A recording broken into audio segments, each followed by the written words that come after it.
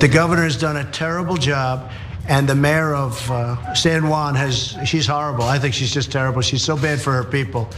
And I think the government of the United States have to be careful. I'm the best thing that ever happened to Puerto Rico. And Gavin Newsom is going to sign those papers. And if he doesn't sign those papers, we won't give him money to put out all his fires. And if we don't give him the money to put out his fires, he's got problems. He's a lousy governor. And he treated me very nicely, and I treated him very nicely when I was president. But he's done a lousy job. The federal government, on the other hand, has not done what you're supposed to be doing.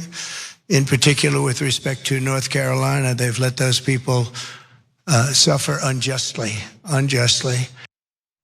Okay, so I didn't set that up accurately, but our producer did a great job in putting that together. That's a little compilation of Donald Trump in the immediate aftermath of devastating tragedies, of hurricanes, of fires, of flooding, all that stuff. You guys suck. It's your fault. Oh, your state sucks. Your governor sucks. The federal government sucks. He's perfectly willing to point the finger when it's a Democrat that's in charge. As soon as it's a Republican governor and a Republican president that was presiding over this, everybody, it is depraved of you that you would point fingers at this point. And in fact, if you do it, it's either depraved or I'm gonna pretend that I don't even hear your question and I'm just gonna move on or whatever. So again, when it's Democrats, the only thing that makes sense is to blame them. Okay, and in some cases, by the way, it does make sense. You can criticize governors, you can criticize Newsom, you can criticize Joe Biden. We spent the past 4 years doing that.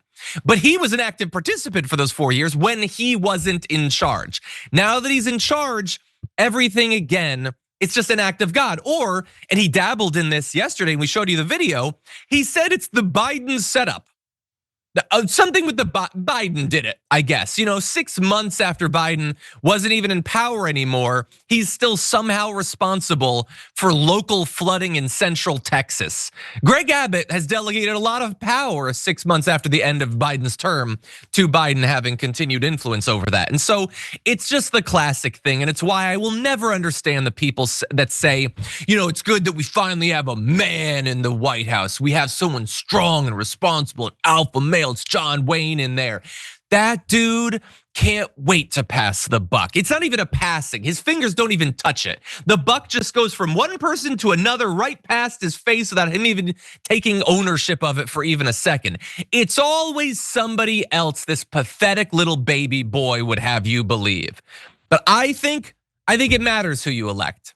I think it matters when you have Greg Abbott. I think it matters when you have Donald Trump. And I think people in Texas are learning that lesson as well. I think that a lot of Americans in counties and states are gonna learn that lesson. In any event, why don't we move to a little bit more of Ted Cruz, and eventually we'll have a little bit of fun making fun of him. But here's more Ted Cruz. You look at the wreckage here. And this wreckage, the number of homes and RVs and cabins that have been damaged.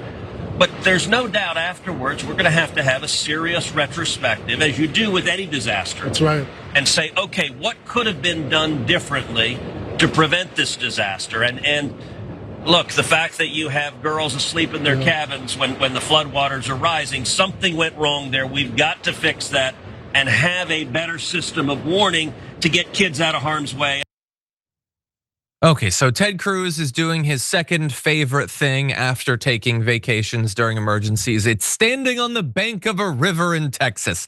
I'm glad he's at least doing it during the day this time. Now, he very carefully chose to have a reporter from Fox News talking to him so that there would be no hard questions at all. This is gonna be pudding soft. It's like a marshmallow bed, this interview. We're gonna have to talk about what could have been done. Something could have been done. I don't know. I don't know anything about what's been going on in the federal government or the executive branch over the past 6 months. I don't pay attention to that stuff. It's really dark and really depressing. But people did try online to catch him up to the current state of the US government. People like Eric saying, if only we had some kind of, I don't know, National Weather Service and we gave it all the funding it needed, or Johnny Kong, yeah, cutting back NOAA is something went wrong, very wrong. He doesn't know. He's got nothing. And again, look, is it Ted Cruz's responsibility singularly to stop these floods from happening or people dying? No, but he has been their senator for years and years and years. And I defy anyone to come up with an example of where he put a bunch of work into literally anything to safeguard the lives of Texans. This dude, what signature legislation has he championed over the past? He had 4 years with Trump as president. He's got 6 months now into the second term. What has he done with any of this time? He desperately fights to hold his power during elections. And then he goes back to podcast. Yeah, technology says it. He's a podcaster. He cares about his media. He cares about downloads. And we got to make sure that we fill all of our ad slots. And I got to do some cool collaborations. And maybe I can have other right-wing podcasts. That's what he's putting his time and attention on. And that can be fun. Hell, that's my job. But that's why you don't put me in charge of a state. I'm not responsible for saving people's lives during a flood. Why would you trust me with that? Well, why would you trust him with that? He and I have the same, we spend our hours on a given day in the exact same way. And yet he occasionally runs to the bank of a river to cosplay as if he cares about people's lives.